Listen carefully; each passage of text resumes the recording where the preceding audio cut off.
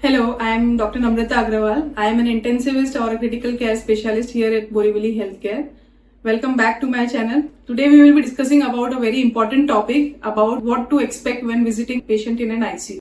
So we will start with how we will prepare ourselves to visit the patient in an ICU. First, we need to know about the visiting hours of the hospital, visiting hours of an ICU, how many visitors are allowed per visiting time in an ICU, and what to wear inside an ICU. Like, we should avoid wearing very bright clothes, we should avoid wearing too much ornaments. The rings and bracelets should be avoided as much as possible. Strong perfume should be avoided. Any shiny objects or shiny metals or shiny clothes should be avoided inside an ICU. We should avoid wearing hand ornaments in an ICU. Why? Because the hand ornaments are going to come in contact with the patient whenever we are touching the patient or touching the patient's surrounding. So whatever organism our ornaments are carrying, they will transfer to the patient. So we should avoid wearing them. We should also keep in mind whenever we are entering the ICU, we should keep hand hygiene in mind. We should always sterilize our hand, or best if we can wash our hand with soap and water before entering an ICU. So now we will discuss about what to expect inside an ICU environment. So once you enter the ICU, you will hear a lot of beeping sounds inside an ICU. Some machines are beeping, the staff are discussing some things.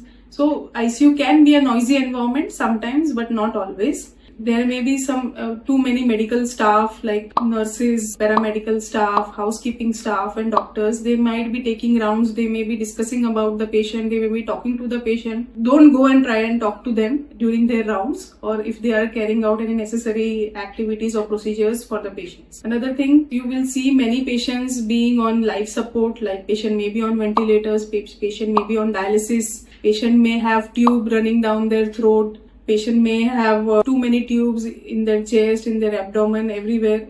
So don't worry about that. That is just a part of an ICU, part of the treatment for the patient. So now we will discuss about how you will interact with the patient. Sometimes patient may be disoriented, they may be confused, they may not recognize you. So don't worry about it. That is because they are still under treatment. Their body still needs time to heal. You can introduce yourself to the patient. You can talk in very slow and reassuring language. Don't ask too many questions. Don't tell patients about what is going on outside of this ICU life. Don't give them any bad news inside the ICU. Just talk to them in a reassuring voice and reassure them that everything is going fine and they would be outside of an ICU soon. Also, be mindful of their emotional state as well. So they may be emotional, they may be crying, they may be angry, they may behave in uncertain ways as well. That is all because they are still recovering from the treatment and they have mental health issues inside an ICU. You just assure them, don't mind, don't feel bad if they are not behaving in a certain way. Just be calm and reassure them. So now we will discuss about how to communicate with the ICU staff.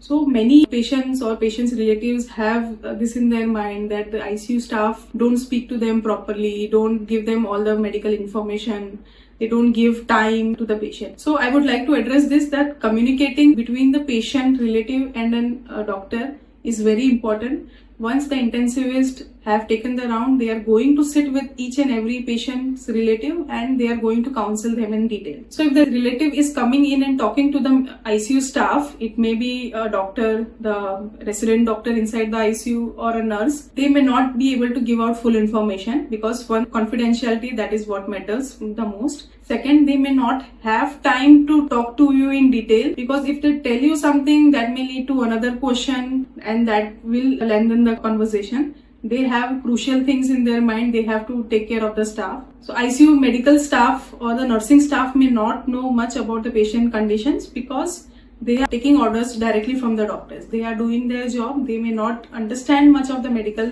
thing that is happening with the patient. So don't disturb them, just ask very simple questions if at all they are free. If they are busy in something, please don't go and disturb them. I would also suggest that for one patient, keep one point of contact and that to a close contact. That is always beneficial because we can't explain each and everything to multiple family members. It is better that one family member that knows all and he is there to guide or counsel or to tell about the status of the patient to all the other family members. This is very important. Please keep that in mind. Our intention is never to not deliver you in news or information. It is always for the patient's safety and keeping our time management and our intentions in mind. So earlier we talked about the emotional status of the patient. Now you need to address about your emotional preparedness as well. So once you enter the ICU, you see many patients. Many patients are critical. They may have ventilator support. They may have many tubes inside their body. Don't panic. Be calm. That is the part of their treatment.